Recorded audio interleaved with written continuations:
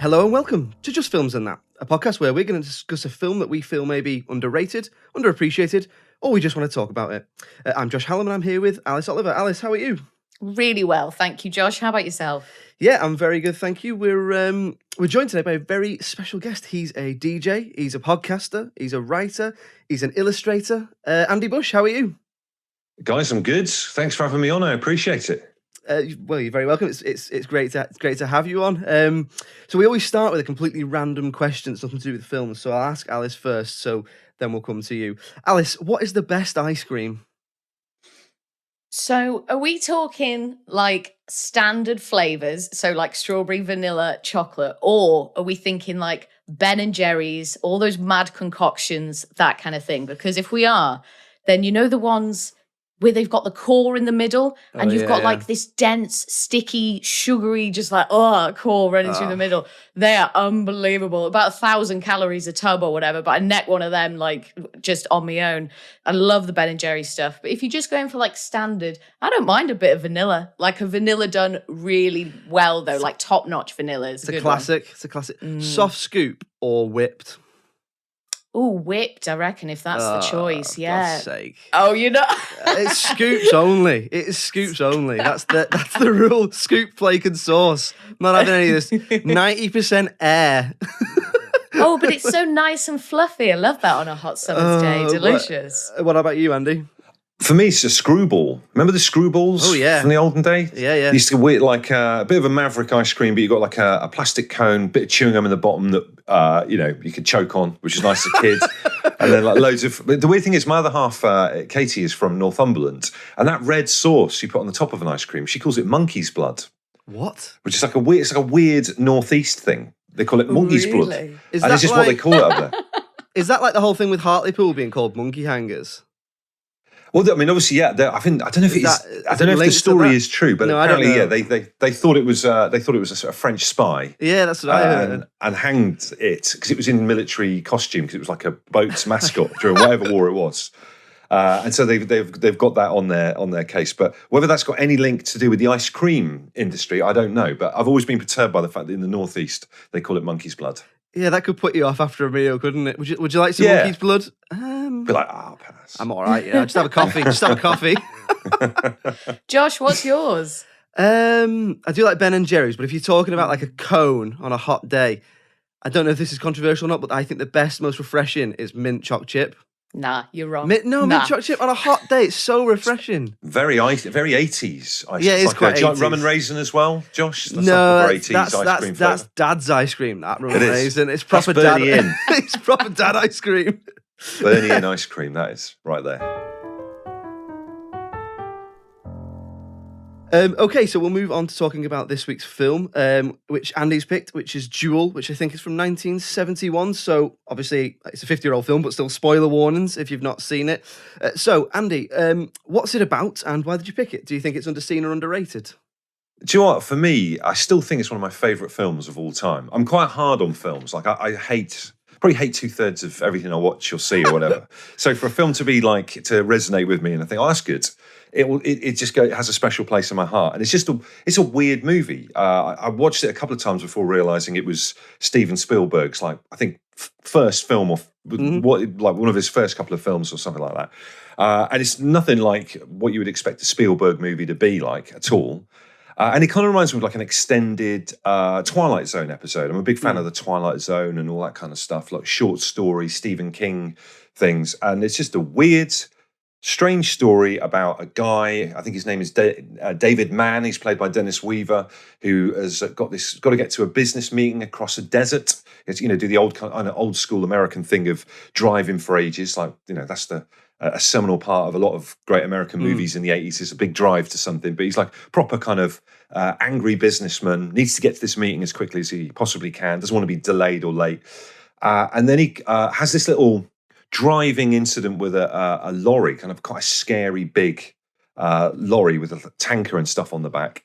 And then, because obviously it's just one Roadrunner style road going through this desert, wherever it is in the south of America, and this lorry tries to come back and run him off the road and kill him. And they have this kind of weird. What I love about it, there's hardly any dialogue in it, apart from his kind of inner monologue, Dennis Weaver's inner monologue about slowly getting more and more disturbed about the identity of the driver and what's he trying to do and that kind of thing.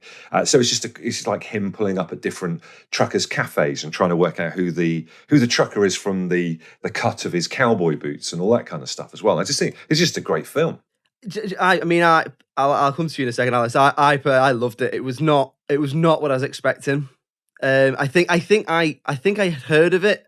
I think I've seen it parodied and stuff before. You know, that whole idea. I don't know if it might be wrong. It feels like sort of thing that The Simpsons would do a Treehouse of Horror around that sort of thing. So I don't know if it has been done, but I loved it. But I'd never seen it before. Alice, had you seen it before?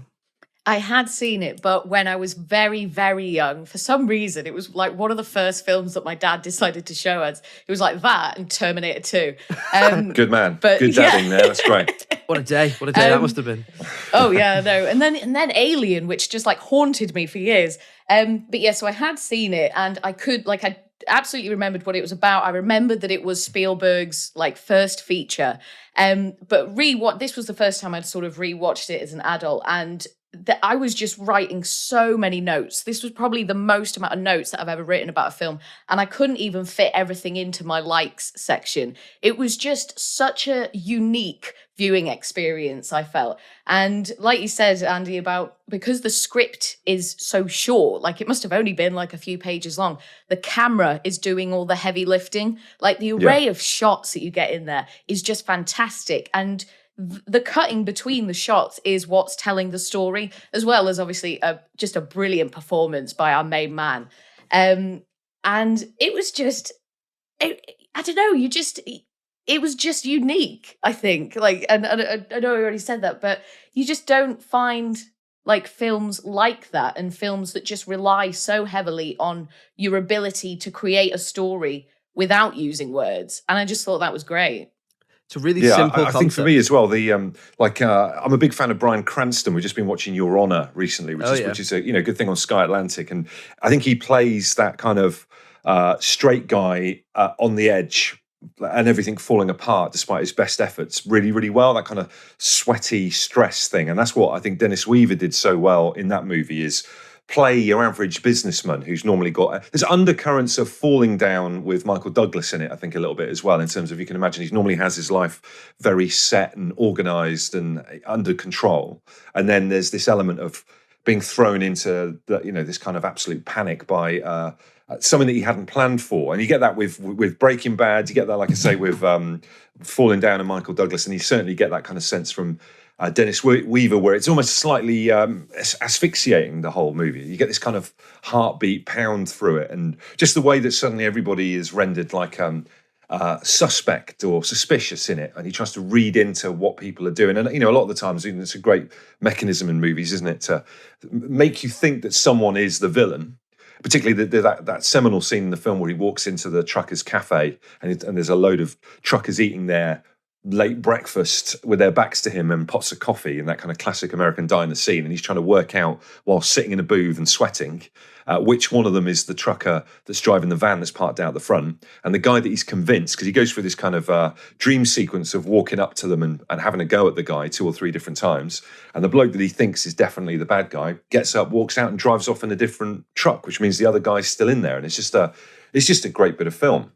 I loved that scene. I really loved that scene. And you really understand sort of his fear and his vulnerability in those moments, because when he's imagining going up to these guys, so first of all, like trying to look at their shoes and stuff to identify them, and it's like, nah, they're all wearing the same shoes, that ain't gonna work. And then he's imagining going up to him and he's like, oh, excuse me, mister, I'm so sorry that I did this and all that, and you just get a sense of him just like being so afraid. But then later, when he eventually does actually confront the person who he thinks it is, he just totally does it the wrong way. Like, he's just like, I know what you're doing. And it's like, no, now you seem like a complete lunatic. Like, this is not the way to do it. But just so many great moments from him, I thought. It's a very good everyman, isn't he? It's like you say, he could be anyone. And the fact that as the film goes on, they build up this great tension without any dialogue. And I think that they do it with, like you say, these camera shots, the music, but they also do it by, I think it's really interesting that they offset it all against this really isolated place. So that helps Yeah. you feel like, oh, he's so alone, you know, like you said with the cafe, and he's constantly it's just shots of his face, or you can hear his inner monologue and that sort of thing. And as it goes on, it gets more and more frenzied and more paranoid. And it's just great the way they build tension in it. Like, Well, I think as well, it reminds me of I'm fascinated by that whole element of, say, in America, in North America, the civilized areas where you kind of got the businessmen and offices and comfort and all that kind of thing, and then you do still have places like the Mojave Desert or whatever, where it was filmed, where it's still the front, kind of a frontier or like an alien landscape. So it was interesting to put this guy with pens in his pocket and a short short sleeve white Poindexter style business shirt and everything like that. Your classic American 80s or 70s business square into somewhere where it's like it was almost like an alien landscape as well. So I felt that was quite fascinating. The other bit that I love about it is, and this is a thing that doesn't happen anymore, is that it was like the precursor to that era where the focus was on the vehicle in American pop culture. So, you go through stuff like Knight Rider and Street Hawk and Smokey and the Bandit. Yeah, I was going to say. And that's kind of like, there was a big thing in American culture where the car was the star, and then the people in them were just, they were like secondary in the story. And I'm always fascinated by that. And it kind of probably goes back to Jack Kerouac and driving long journeys, and the car being central to that, and not looking in the rearview mirror. And again, I guess that kind of links in as well to the whole American expansion west and all that kind of stuff, the pioneers and everything. So I love it taking that for me is like dialing straight back into that original American movie thing where trucks and cars and motorbikes they were the personality. Because another thing that's brilliant about Duel is that they make the van look incredibly scary. The lorry is terrifying because it's got kind of brush-dusted windscreen, so you can't see who's in it. A really powerful, terrifying horn thing that he blows to scare the life out of this, Dennis Weaver rattling around his little city car and all that kind of stuff. So it's almost like the lorry gets a personality of its own. It's like a Darth Vader before Darth Vader was around. Oh, absolutely, yeah. And so there's some moments where the framing of the lorry is just fabulous. So there's one moment where I think he comes out the bathroom when he stops at the first diner and he sees the lorry outside, and there's just this dread that falls on him. And it just reminds me of the we're going to need a bigger boat moment from Jaws. And then similar as well when he's sort of getting stuck with that school bus on the side of the road. And then you just cut to this shot of this tunnel, and then the lorry just creeps past around the corner, and it's terrifying. And you're like, why am I scared of this truck? But he just does such a brilliant job. Just harking back quickly to what we were saying about the landscape. The landscape is such a huge part of it, I think, and kind of really great at conjuring that feeling of isolation. Really reminded me of Tremors. Andy, I don't know if you've seen that, but yes, that's great film. like, oh yeah, brilliant. I love it. We did that on the podcast a few months ago. One of my faves. And they're so isolated, and that is part of the fear building and the tension building, is that it's like, if you need help, there's not really anywhere you can go, is there? Yeah. Just brilliant. No, so many different techniques. Well, it reminded me of, like, you read a lot of stuff about those kind of like encampments trying to move through places like those deserts, and they felt like a sitting target and all that kind of stuff, back to those early days of the kind of clashes between Native Americans and the first American settlers and all that kind of thing. So it kind of reminded me of that. He feels completely helpless, and his car is just not equipped to deal with that situation, and he's just being kind of rammed off the road by this juggernaut, this otherworldly thing. It's like an alien. It's that alien hunter, predator, and prey type situation that works so well in movies. It's that idea, isn't it, that the truck is this unstoppable object, and all the while, I think it starts off you're waiting to see who's driving the truck, who's the driver, and then as it goes on, you're like, doesn't matter. The truck is the truck is the bad guy, and it's this huge, ominous, almost unstoppable behemoth of a force. Like, so there's the bit in the tunnel, and actually, it's done so well that if it was in the hands of someone who wasn't as skilled as someone like Spielberg, a truck as a villain would be funny. But in this, it's not. So, like, the bit that I loved was the bit with the train crossing.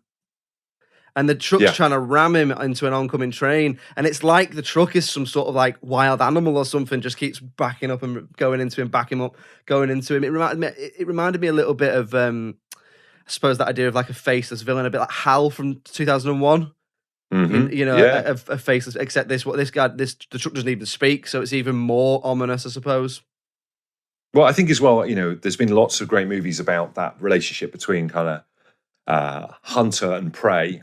You know, like we talk, you know, Alien is a classic like that, and Predator and all that kind of stuff. And there is an element of the van just being this kind of hulking thing that's toying with him. The lorry, sorry, the thing that's hulking and toying with him, and could have killed him straight away, but is kind of like playing with him as a victim, slightly like a cat and a mouse.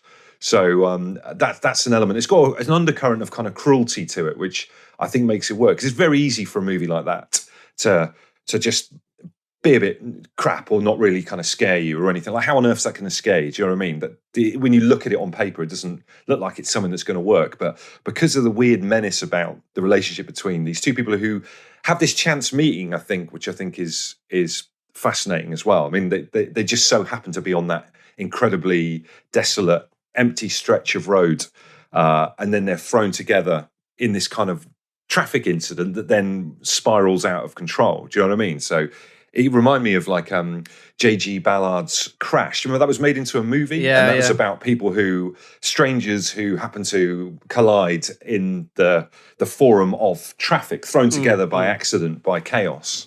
And then it kind of, their lives are entwined from that point on. But I guess there's loads of movies that work from that as well. Like just, you know, we're mentioning Your Honor there, the new Sky Atlantic series with Bryan Cranston, which is fantastic. Again, the whole sequence of events starts with a chance collision, a car accident, and then everything changes from that point on. And I guess Duel is kind of the same, really. Yeah, it's sort of a bit like 12 Angry Men, just people thrown together in a circumstance, and then, like you say, their lives become intertwined and exploring that relationship. It's really interesting because it's really quite high concept in a way, because I know that it was made to be a TV film. And you don't always necessarily, I mean, probably these days, maybe not so much, but back then you don't really associate with TV movies with like high quality, if you will. It's very much like there for the adverts or there to sort, you know, you think about these sort of cheesy TV like things about issues or whatever, don't you? But this is completely different. It's got such a quality to it and such an interesting concept that you can't stop watching it. No, it's I agree. An absolute masterclass in how you can do so much with so little. Like, I imagine him like in the pitch meeting or whatever, he'd be like, right, how many actors do you need? Oh, just one. And then we can just have a few extras. It's like, oh, okay. It's like, what are their names? Oh, well, we've got David, and then we don't need to name the rest of them. It's like, okay, how long's the script? Oh, like 10 pages or whatever. But then I imagine like the storyboard must have just been like miles and miles long, because the cuts in it are just like fierce sometimes. And sometimes you would literally get like a split second cut when they'd be zooming in on David's face just to kind of really kind of emphasize the horror that he's feeling.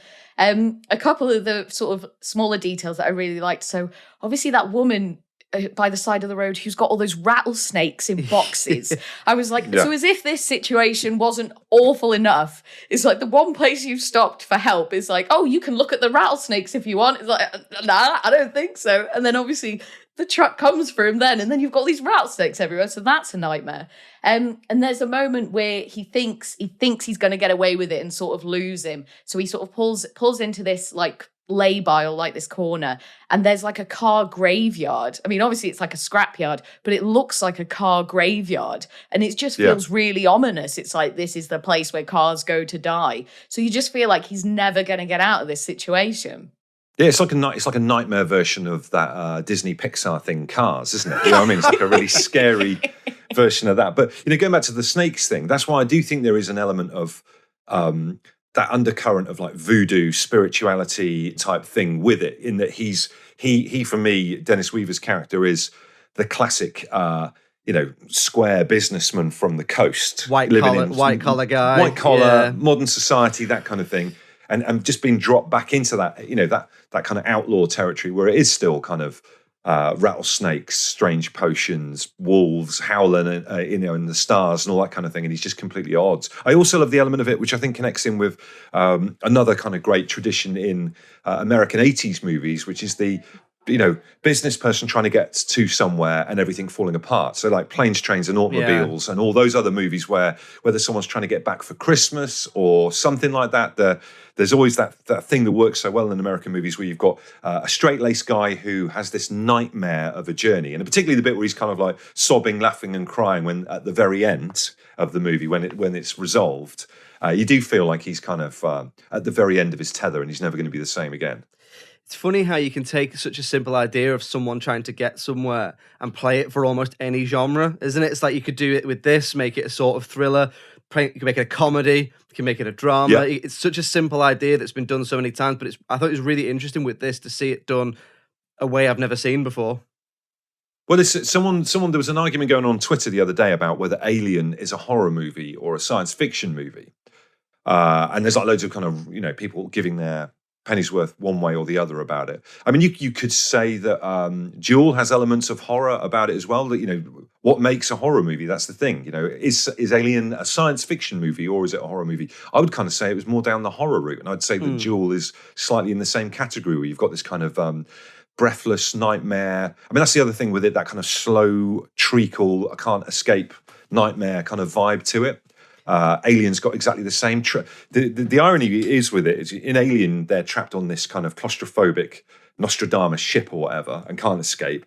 Duel's it's got the same kind of element of kind of inability to escape, because although he's in this absolutely empty, vast wasteland, he can't get off the road really. So he is kind of trapped. There is it's strange to have claustrophobia feeling in that kind of huge horizons that you get out there in the deserts in America. But when you've just got a road that's just a thin line going from A to B and there's no way off it, the only way to get off it is to die because it's boiling hot and there's no water or anything like that, then there is that. It's kind of a strange flip on the whole claustrophobia thing that you get in horror movies. It's trapped in open space, isn't it? Trapped in open space. Yeah, it's weird. It's and everyone's just like so unhelpful as well for him. Like no one can really come to his aid. Like there's that moment where he tries to stop the couple in the car and he's like, oh, just go and phone the police. And they're like, oh, I don't like this. Get away from us. Yeah. And everyone's just so unhelpful. And it is, because it is a case of like, if you get stuck out there, like you said, Andy, you are going to die. Like you'd die of thirst in like a couple of days. You might die from the heat even quicker. But really interesting. We drove I did a year over in America for university, and we drove from New Orleans to Los Angeles. So it was like a 4-day drive, and we went through like Tombstone, Arizona, all these kind of places that were pretty much portrayed in Duel. And we broke down because it was one of those ones where you drive, you pick up someone's car for them and you drive it to where they need it to be driven and drop it off. So you get to use the car, but at the same time they get their car driven somewhere. And this car just broke down. We broke down on a highway just like the one in the movie. And we just had to wait by the side of the road with like buzzards circling above our heads and stuff like that. And it's terrifying. It's really weird because it's like, it looks so amazing, but I think the environment is the hostile element in that. And I think that's one of the things that you get in Duel, really. And also, I always think, whenever I watch it, I always think that Dennis Weaver's character reminds me of America in the future for them, going back and asking for help from America in the past. And it's always like, I always feel like the old-fashioned, rugged frontiersman American refuses to have anything to do with him, because I think they almost like, it's almost slightly painting the modern American, mollycoddled, has everything provided for him, doesn't have to kind of live on his nerves anymore, in slightly a bad light. It's just like a weird meeting of the past and the present, I think. He does just stick out like a sore thumb as well, doesn't he? Because that car is so shiny. Like, it's so shiny, bright red. It's like, you don't have to look at that for a second to know this guy doesn't belong here. Yeah, totally. It's interesting you say that about the American frontier thing, because I was interested to know, what do you think there's a message to the film? Because I very much thought it was about like, it's that sort of thing, like almost a weird comment on. I mean, it's probably just there to entertain. Obviously, we taking that aside, I think there's a message there, maybe about like toxic masculinity. That whole idea about overtaking, and it's like battling for and it's like, it's just a bit. If you actually look at that idea, I'm going to overtake you. It's just a bit pathetic, isn't it? But it happens. It does happen. You get people, and it, for whatever reason, when you get behind the car, it's like, you should become angry or you become competitive. I don't know what it is, but what do you think the message of the film is? Do you think there is one? Well, yeah, I mean, I think for me, I'm a big believer in it being kind of a strange, like I say, how America is at that point, that snapshot in the early 70s, in terms of how people had got and lazy, and everything's provided on a platter, and you have to, there's no stress for finding food or shelter or anything like that. And I think the way the narrative thing works is that you drop that kind of modern, at that time, American back into the frontier, where they would have honed their skills back in the day when they were setting off in these kind of wagons to try and find water or set up a new encampment or start a new town and all that kind of thing. And it's kind of that juxtaposition between there's still bits of America that are wild and scary and slightly mystical and all that kind of thing. And there are big beasts out there, and it's not necessarily animals. It could be anything. So I think there's an element of that. I think there's undercurrents of the lorry is portrayed in such a fantastically scary, diesel guzzling way that I think there's almost undercurrents of like an environmental thing in there somewhere. It's like this big kind of like gross black smoke spurting monster. I think there's definitely something like that, particularly when you put that against the backdrop of the desert and the way it kind of just drives through everything and doesn't care and all that kind of thing. So I get those kind of vibes. But I also, like you were saying there before about that toxic masculinity, or I always think the weird way that there's like a language below, underneath driving and how you drive and how you can infer what someone thinks from something that they've done. And a lot of the times that might not be it. Do you know what I mean? Like, what's the driver's story? We don't know anything about the lorry driver. Why is he, whose fault was it in the first place? Was he really, trying to humiliate him? And the amount of arguments and things that have gone on from the way someone has perceived someone has slighted them on the roads, which again, going back to what we were saying earlier on about the roads are at the most basic level are two strangers colliding together, thrown together through being on this same kind of, pathway together. Then, yeah, you get this kind of weird interaction between how two different people are feeling and what they think the other one's thinking and doing. It's kind of, you never quite know what's in the mind of the lorry driver. And I think it's really important that we never get to see the lorry driver as well. And that's why it stays on in your head, because you never quite know and you fill in the blanks yourself. It's funny you should say it, because I was watching it with my partner. I turned to it, and I was joking, but as he overtook him and then he overtook him, I just turned to him and was like, I feel like this is every motorway drive I've ever done.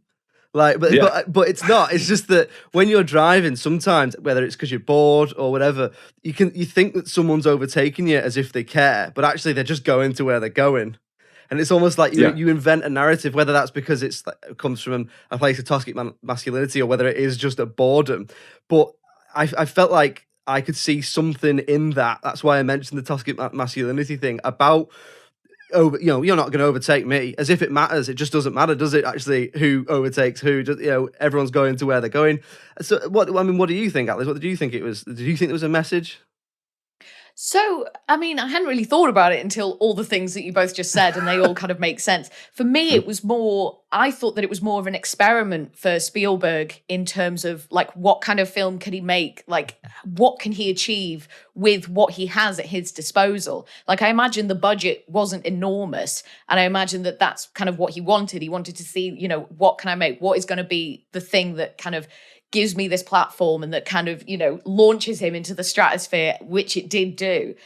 So for me, it was more about that. It was more about what techniques can I do? Kind of what location do I have? Like, which actor can I use? For me, it was all more about that. But I mean, I'm sure Spielberg, it doesn't do anything by halves. And I'm sure that there were kind of more intricate messages to take from it. But I just hadn't really thought about it, because I was just more, for me, it was more about the kind of the visuals and more about the technique. That was the thing that kind of really drew me in. And I was just so impressed with the layers to it, because it just kept going. Like, there was so much to it. There's some amazing camera stuff. Like, some of the best. Just even just right from the opening, where you're positioned as the car driving somewhere. I loved that. And when it ended, when that sequence ended, I was like, I could have done with 5 more minutes of that. Like, I quite enjoyed kind of seeing being everything a car. from that point of view. What's it like to be a car?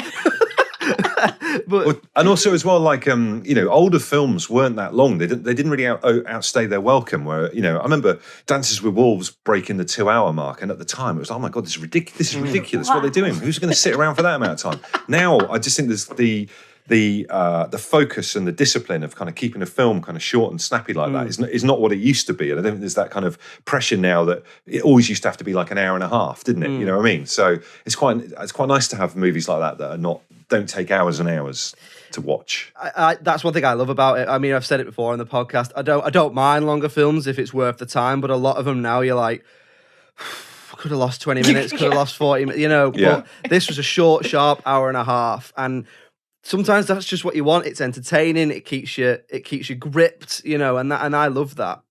Do you think there's because I think that this film must have had quite a lot of influences on things that came after it. Would you agree? Do you think there's things it must have? Because the first thing that comes to mind is like Mad Max, or particularly that sort of idea. And what would you say, Andy?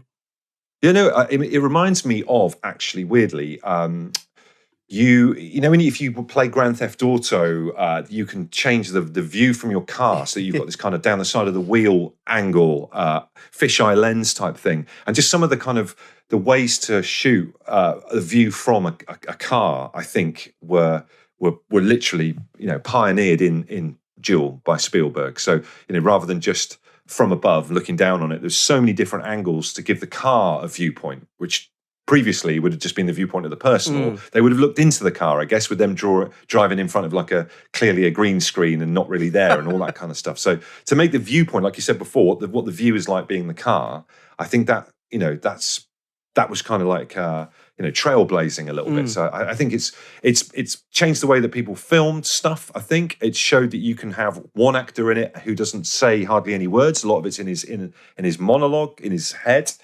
And I think there's a brilliant thing about just being one guy or one actor or whatever in the car. Do you remember the what's the movie called Lock? With Tom Hardy. Yeah, it's in my Tom notes. Hardy. It's in my notes to mention that because it's just one guy in a car. It's a again, terrible isn't it? Welsh accent. It's one of the world's worst Welsh accents. Yeah. But it's a fantastic movie where, and I love films like that where it's just him in the car, the whole thing, and that's the kind of like the narrative challenge with Duel. It's just Dennis Weaver. He doesn't speak to anyone. It's all in his head. And that could be it. It's maybe it is all in his head. I don't know, but it's just one person in their car and their thoughts, and that's what makes it so unusual, I think. You can really tell from watching it that Spielberg was obviously sort of cutting his teeth with this film and, like you say, experimenting, seeing what he could do. But you could see how from this he would go on to be such like a master storyteller.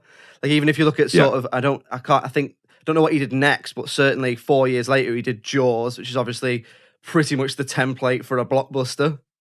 And you can tell that he's obviously taken his own influences like Stanley Kubrick and Alfred Hitchcock, gone on and then put his own sort of touch on it, and then he's obviously then gone on and made, he is the most successful film director of all time, isn't he? And you struggle to see anyone even coming close to him at this point. He's just it's just a master, isn't he? Yeah, well, I mean, he's obviously trained and refined the element of hunter and prey with in Duel ahead of Jaws. You know what I mean? So it's just he's the master at that kind of thing. The unknown. What's the motivation? What's the backstory to it? Where is it? Have I got rid of it? Have we managed to give it the slip? And we haven't. You know what I mean? That's what he's just an absolute genius at. And also making something seem like it has evil intentions when it couldn't possibly. Like a truck, obviously not sentient, has no evil intentions towards you, and you don't see the driver, so he just isn't really a part of it at all. And same with the shark in Jaws. Like obviously sharks aren't malicious, they're just eating things that are in their way. But they make out like the shark it's there for them and it's hunting you and it wants you to die. It's the bad guy. Yeah, brilliant. I saw so many similarities between this and Jaws in just kind of the way that you build something without really, like something that is just completely detached from you, usually like a truck or like a shark. It's not a guy with a knife or it's not a guy in a Jason mask or whatever. It's like this, it's this thing that like isolated isn't really horrifying at all, but he's found a way to just make it like the most horrifying thing ever. It was just so good. It was so good. I so enjoyed watching it.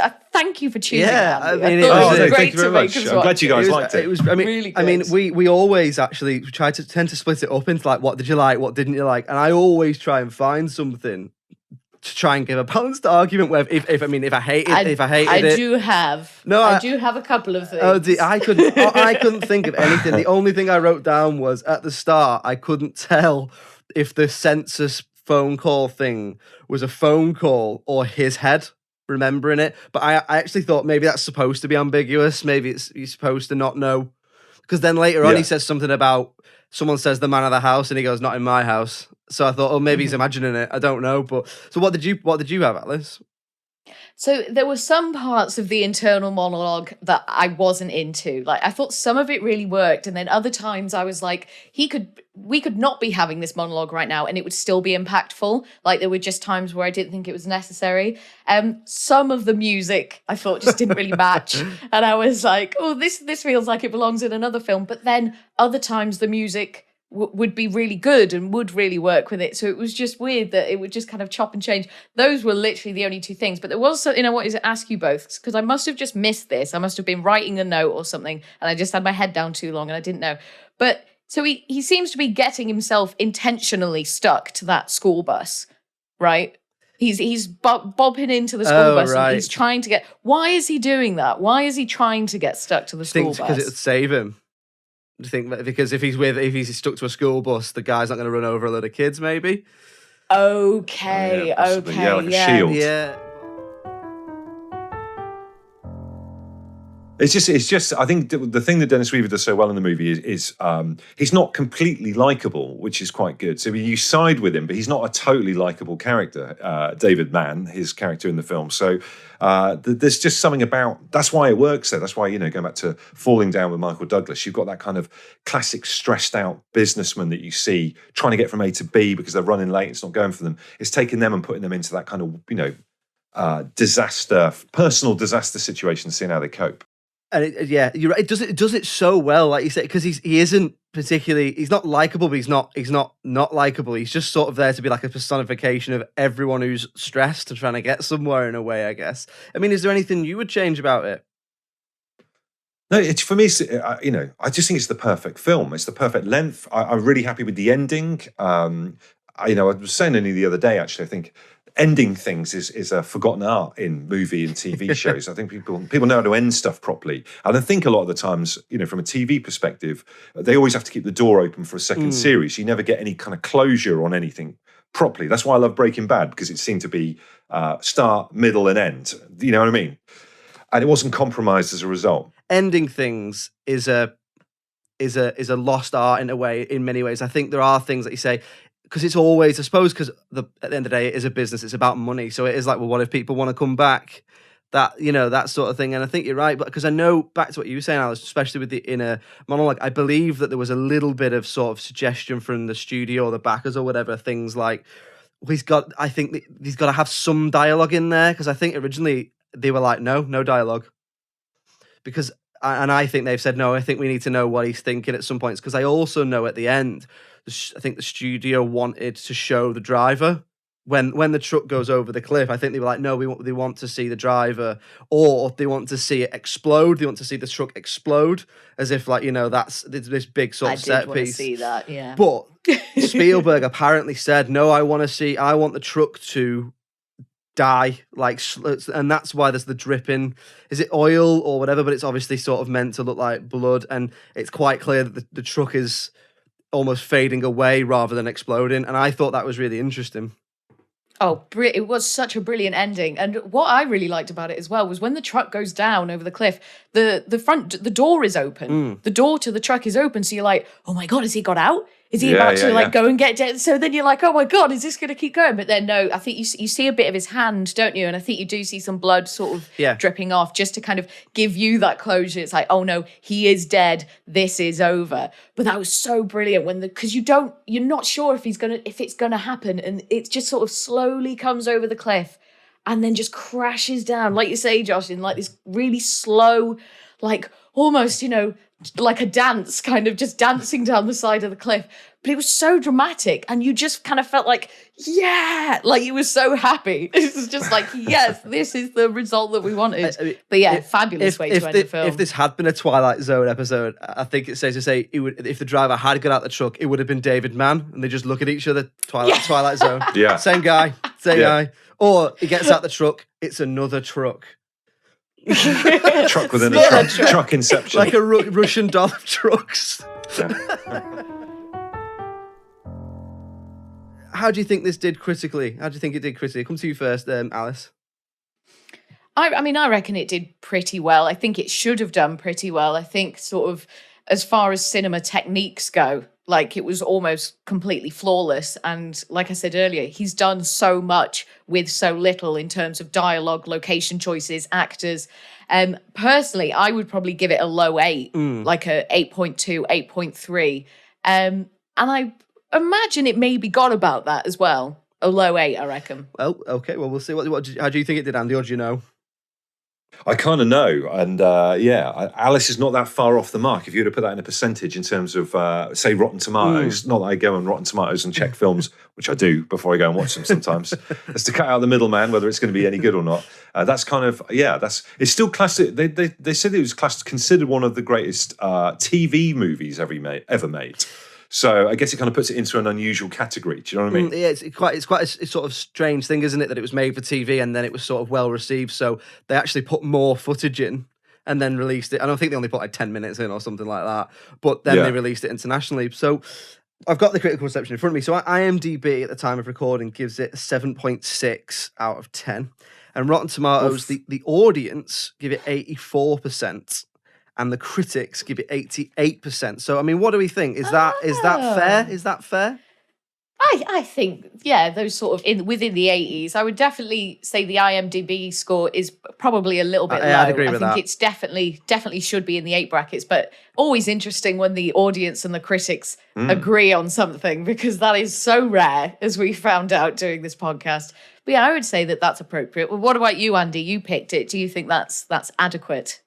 Yeah, because I think it's a niche movie. I don't think you can get into the 90s if it's like if it's a movie like this, because it's an unusual film. It was made for TV originally, like you say. So for a niche movie, I think as well, like rather than judging score wise, it's always that the real kind of telling thing is the effect that it's had on pop culture and everything that's gone beyond that point. So there's a whole scene dedicated to it in Grand Theft Auto 5. So if you're a movie from God knows that amount of time back, 50 years ago, and there's a whole scene dedicated to it in a modern video game, it shows that it still has an enduring effect. And I think that like we talked about earlier on, the way that it's shot, the way that it uses monologue, the way that it makes the car and the environment speak for itself, and the vehicles have like almost personalities of their own.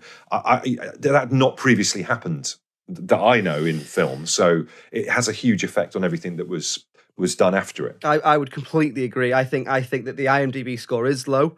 I think that probably the Rotten Tomatoes, the higher side of the 80s, is amazing. But I think, like what you're saying, the legacy of the film speaks for itself. I think I thought it was an incredible film.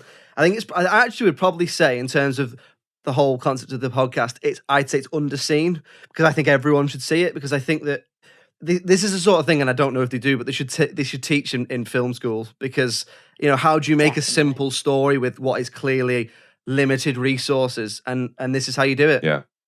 Oh, yeah, absolutely. Totally. Yeah, that's a really good point, Josh. Yeah, I think people should teach about it. Andy, I'm getting the impression that you're a real petrol head.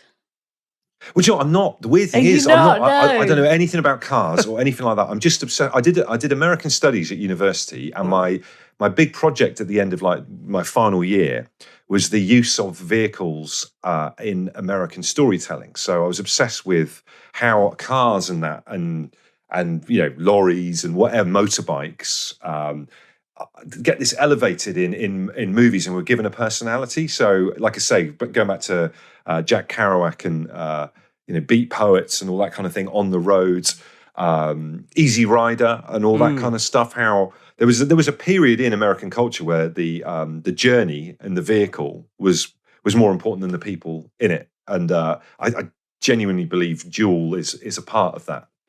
I think you're absolutely right. It just epitomizes all those things. Yeah. Everything that you Totally. love. Oh, brilliant. Well, Andy, thank you very much for coming on. Hope you enjoyed it. Oh no, it's a pleasure. Thanks, guys, and thank you for liking the film. I didn't know whether you guys were going to go for like it or I not. was but, not. No, I'm we're glad only that you did. pretending for the Yeah. podcast secretly. God, It it was was, fair enough. it was rubbish. No. As soon as I'm off, yeah. oh god, thank God he's gone. It was so good, and I just don't think I ever would have rewatched it. Like if you hadn't have picked it, like I just don't think it ever would have been something I would have watched again. And it was just Oh, such brilliant. a great experience. So we're very grateful for that. Thank you, guys. So, Andy, thank you very much for coming on. Where do our listeners? Where can they get hold of you? What can they look out for? Well, I do the Home Time Show on Absolute Radio in the week between 4 and 7 with Richie. I do an indie disco on Saturday nights, 5 till 7. And then my podcast, Bush's Board Game Thing. If you're into board games, but it's a little bit like what you guys do here. It's not just about the films, it's all the other things that are around it. So for me, it's like the board games are interesting, but I like what people end up talking about based on the theme of the game that they're playing. So we do that on a weekly basis, and we're well and truly into season 3. I love board games. So what kind of games is it? Is it kind of the more mainstream ones, or is it, some of the more niche games, or is it a bit of everything?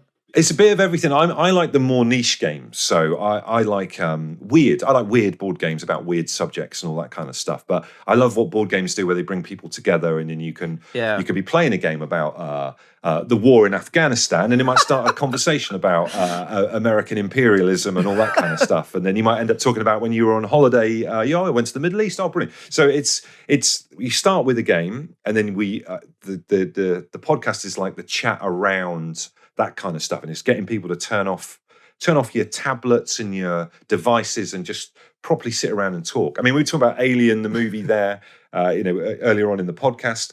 One of the games that we've dealt with recently is a game called Nemesis, which is about you're trying to get off a ship that's got an alien that's stalking you, and you're working together, but one of you is a traitor. So, I mean, there's a big synergy between films. I think films, video games, and board games, they're all like things that want you to use your imagination a little bit as well. And that's why I like Duel, because you have to fill in the blanks yourself, which is the same with board games and video games, Do you like fantasy games at all?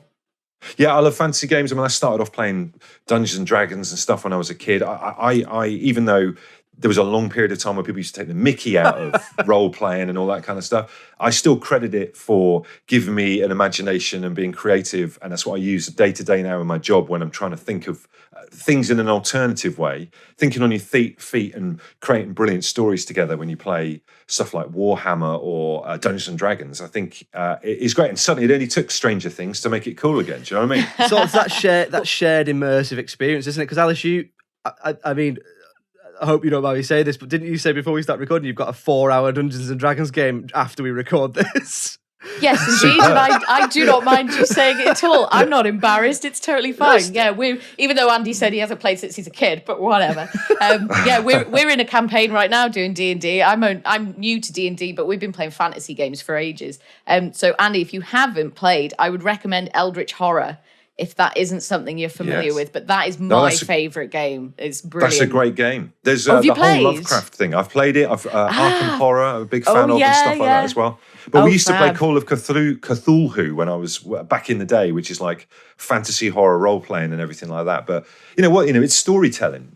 All of these things are storytelling, and I think it's brilliant when people can get together and do stuff. And weirdly, one of the things that I wasn't familiar with before was Zoom chat, video call, and all that kind of thing. And I think it's opened the door for fantasy role play and role playing games and all that kind of thing. Because people previously, the hard thing is when everyone's adults, trying to get everyone together and put time in their diary to meet up and play games is incredibly difficult. Mm-hmm. Whereas the good thing about role playing games is you just need a pen and paper, your imagination, some dice, and that's it. And we've done a few now where we've played on video chat together, and it's great. You don't need a board. You don't have to send photos of the cards because someone else is over in Ipswich and you're here. And all. It's brilliant.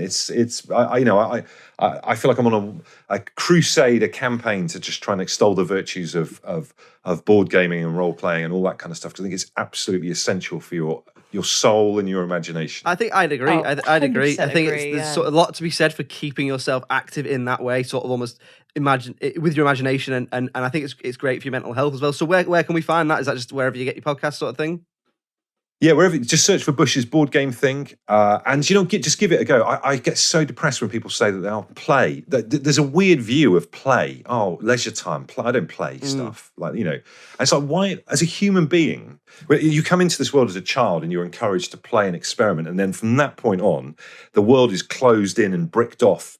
And you're narrowed and narrowed and narrowed, and that element of play and expression and exploring stuff is like seen as weird and time wasting and and I find that so infuriating. So many people are closed off to, I can't even imagine what it would be like to not use the creative side of my brain. So when sometimes say, well, I'm not, board games are for kids, I don't play any of that kind of stuff. It's like, well, what the hell do you do with yourself? Do you know what I mean? Like, give your brain a night off. Do you know what I mean? Go and do something nice and fun and different. So yeah, I'm always fighting the good fight on that. And I always, if I ever see anyone as a fellow board gamer and all that kind of thing, I always think, I like them. I like the cut of their jib.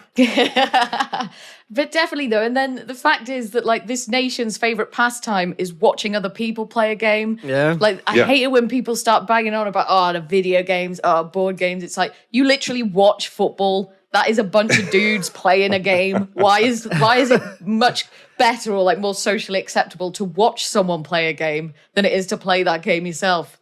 Bonkers. Yeah, and it stays with you. I mean, good game nights or adventures or campaigns or a story that you've created together, those kind of things stay with you. They stay with you forever. We've just been talking about how great Spielberg is at putting this story together. Well, what about the one that you've made with 3 friends over the past 6 or 7 weeks? That will resonate with them just as much as his story did. Do you know what I mean? So it's as important, I think. I think you're absolutely right. I think that's a really, really good point. So we'll make sure to point everyone who's listening in the direction of your podcast, but also, listen to what he's saying. That's just such a great point. Thank you, man. Yeah, give your brain, when people open the back door of their car and they're on the beach and the dog shoots out and it just goes nice and run. Let's give your brain a bit of that. So there we go, another episode in the bag. Thanks very much for Andy for coming on. I thought he was a fantastic guest. I thought it was an amazing film choice. Thought it was really interesting to talk to him about that and board games and all the other stuff we got into. We'll have another episode for you next week. If in the meantime you'd like to get in touch with us, it's filmsandthatpod@gmail.com. And then we're at Just Films and That on all your social medias, your Twitters, your Facebooks, your Instagrams, and the website is justfilmsandthatpod.com. Alice, thanks very much for joining me as ever. Josh, always a pleasure. Thank you. And it's goodbye from me. See you next week. Cheerio. Bye.